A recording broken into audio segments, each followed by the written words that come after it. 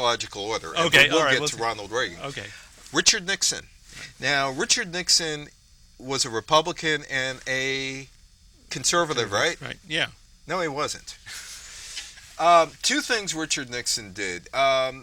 Richard Nixon was around sports a lot. Richard Nixon, my friend Bob Wolf, was the Washington Senators announcer in the 1950s, and sometimes his color man was Richard Nixon.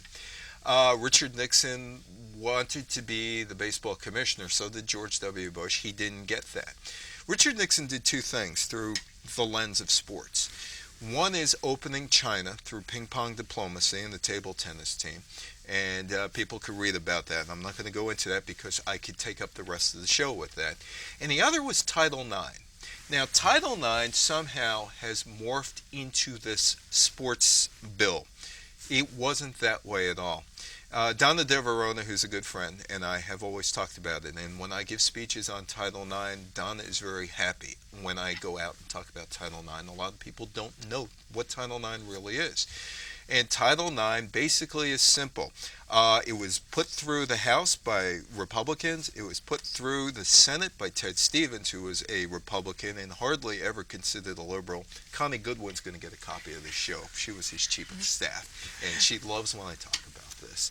And it was basically an education bill that if you were a university or college accepting federal funding, you had to guarantee equal access to all aspects of education to women as you do to men, which basically ended the quota system, which basically flipped medical school and law school, from 13% to over 50% women.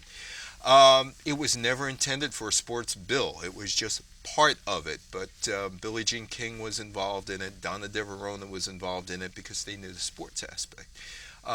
Officially, it's called the Patsy Minks Bill. She was a legislator from Hawaii. And every few years, you have people trying to water down that bill, saying it's a sports bill, and it's killed our college men's teams because we have to apply so much money to women's teams, and we have to get rid of men's wrestling, men's this and that.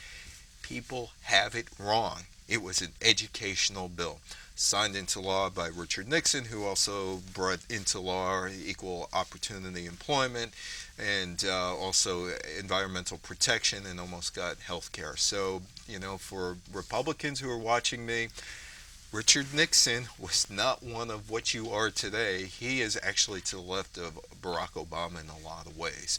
But he was very fundamental in the Title IX, past that, and also ping pong diplomacy.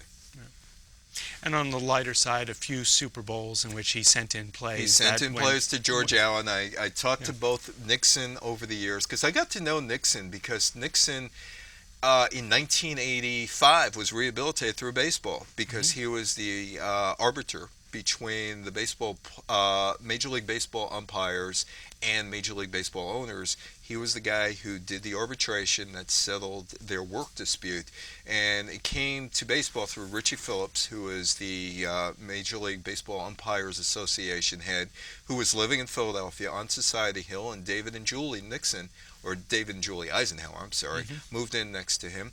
They were at an impasse, and Richie said to Peter Ueberroth, one day he said, how about let's go to arbitration? And Peter said, who do you have in mind? He said, Richard Nixon's son-in-law and daughter moved in next door. I see him all the time. He's babysitting. I'll ask him. And with that, Richard Nixon became rehabilitated. Wow. How much time we got? We've got about 9 minutes or so. Okay. We can go up to the next. We'll go into Reagan. Okay. Ronald Reagan changed modern sports. Kennedy